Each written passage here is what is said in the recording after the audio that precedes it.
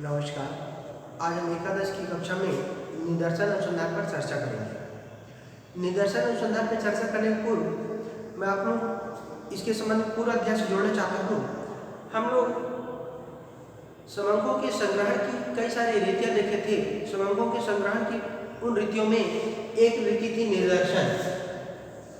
निदर्शन रीति का प्रयोग सामान्यतः सभी कोई करते हैं। ये इतनी प्राचीन विधि है जिसके बारे में आप लोग कल्पना भी नहीं कर सकते।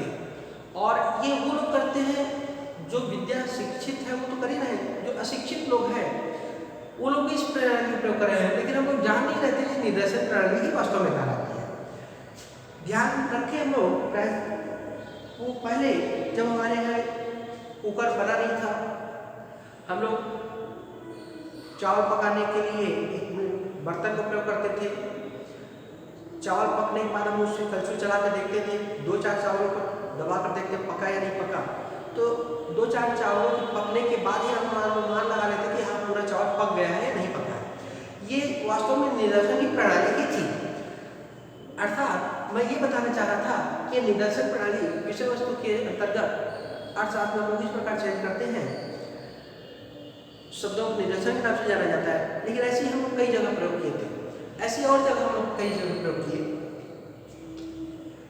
खासकर ये याद आया चावल का, इसने बताया कक्षा में जब कोई विद्यार्थी टीचर, बाहरी टीचर या कोई आगंतुक मेहमान आते हैं तो कक्षा के सभी बच्चों को मुखातिब होते हैं, बातचीत करते हैं। उसके बाद कक्षा के 2-4 बच्चों को उठा करके उनसे कुछ सवाल करते हैं और उन सवालों से जो हमें उत्तर प्राप्त होते हैं, उन उत्तरों के आधार पर हम इस निष्कर्ष पर पहुंचा जाता है कि कक्षा के बच्चों का स्तर कितना है, किस रूप में है। और इसी आधार पर हम लोग भी अध्ययन करते हैं कि जिन बिंदुओं के माध्यम से, जिन माध्यमों से मैं आप लोगों को शिक्षा देने का प्रयास कर रहा हूँ, उन विधियों का प्रयोग कितने बच्चे कर रहे हैं और उसका रिप्लाई कितने लोग देते हैं।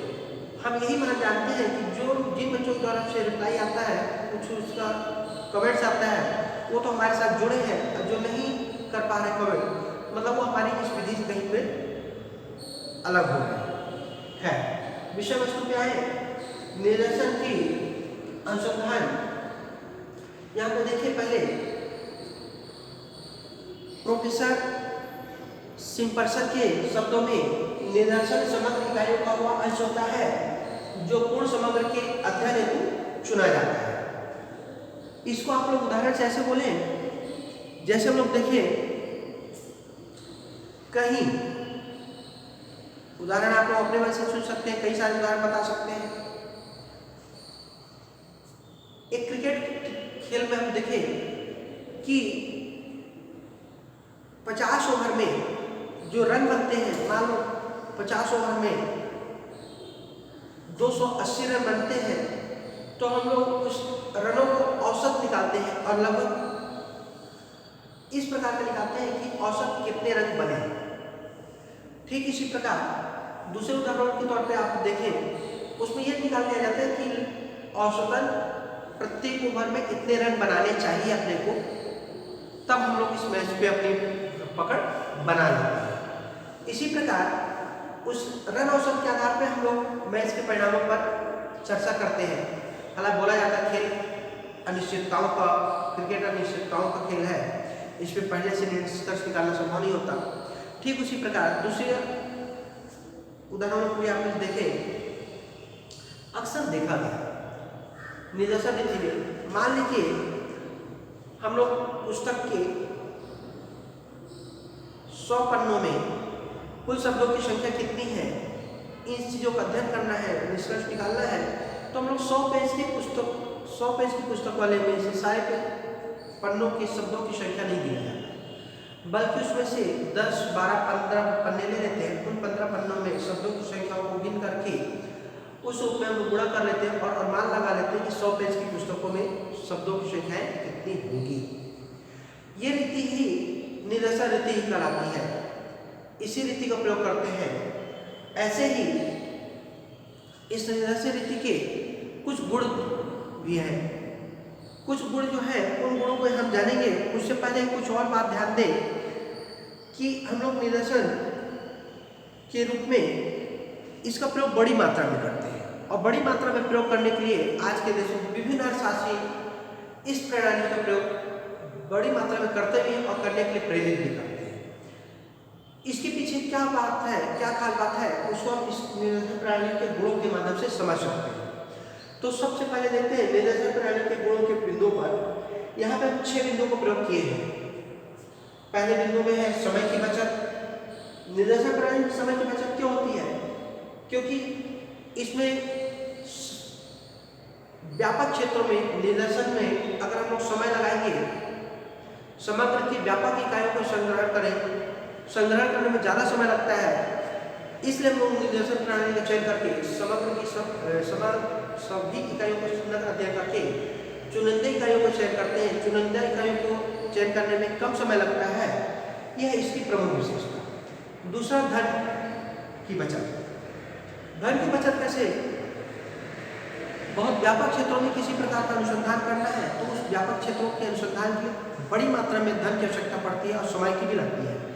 अतः उस धन की बचाव के लिए हम व्यापक क्षेत्रों में से कुछ इकाइयों का चयन कर लेते हैं, कुछ यूनिटों का चयन करते हैं और उन्हीं क्षेत्रों पे जाकर के इस प्रकार के अनुसंधान कार्य करते हैं।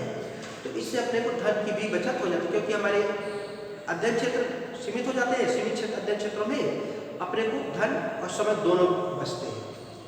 तीसरा है अधिक गहन अध्ययन।